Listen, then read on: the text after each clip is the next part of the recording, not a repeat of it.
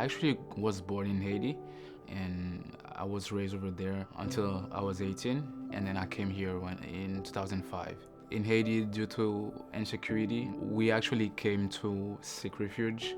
So in my mind, it was just vacation. Afterwards, I would go back to Haiti to continue studies because all my friends were there, my life was there. I never imagined I would come here. It was a interesting change because I'm the first one in my family. All the responsibilities they fell upon me, and coming from a place where everything was being done for you, and then all of a sudden you're like, oh, okay, so it's now on me. So I found some other ways to let go some of my frustration. So I started like going out very often. Eventually I made some connections in club promoter scenes and just really got lost real quick into that lifestyle of going out every weekends. In a way, I felt like I was a kid in a candy store because in Haiti you didn't have that much freedom.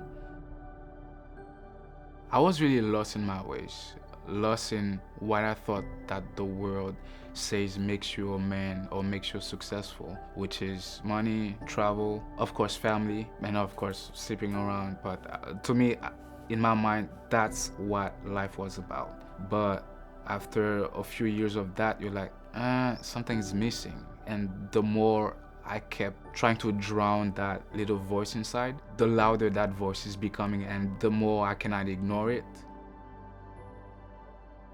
Once I was in Vegas, I was literally overlooking a balcony of my hotel, and it was a nice sunset, like beautiful.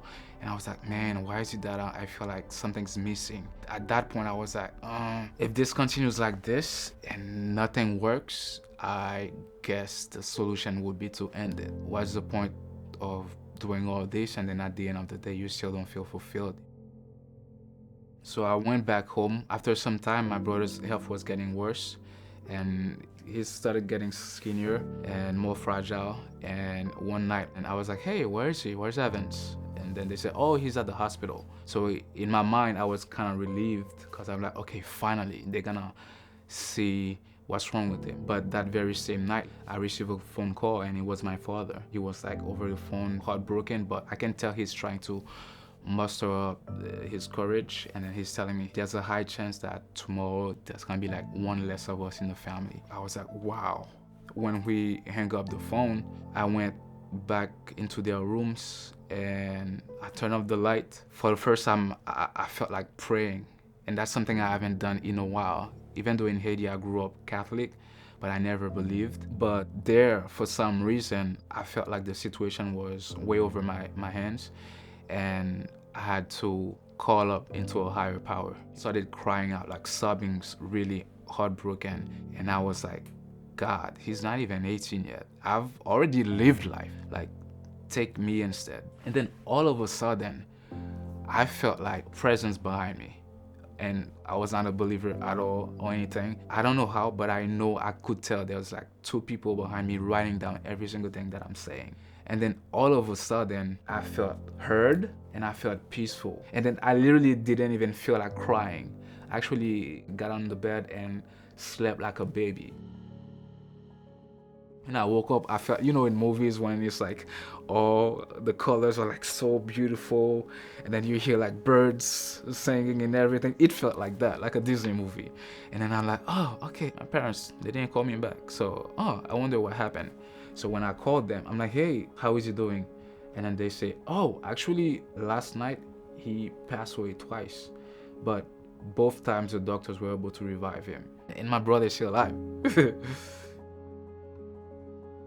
Every single time I see him, it's always a reminder to me, like, God is faithful, God is faithful, God is faithful, God is faithful.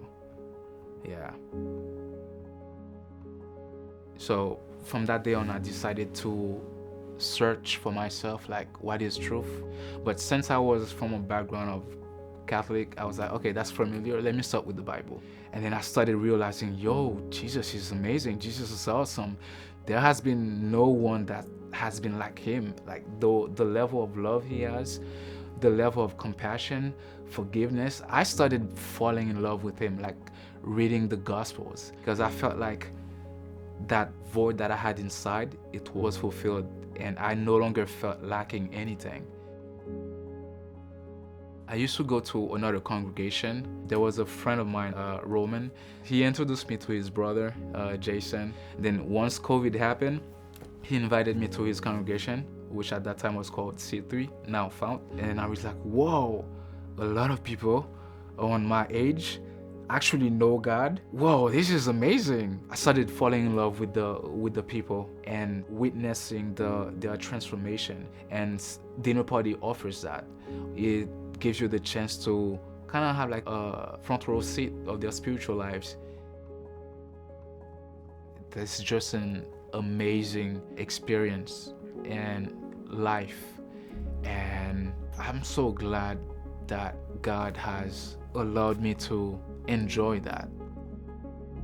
It's not by my own strength, it's literally His Holy Spirit empowering me and really giving me the desire to even like live a life that is righteous in His eyes. That treasure, that thing that your soul is looking for, is God, is Jesus, is the Holy Spirit within you, giving you that peace, making all of those things, all of those promises real to you. So that treasure that I think I was looking for, I found it. And yeah, you can find it too.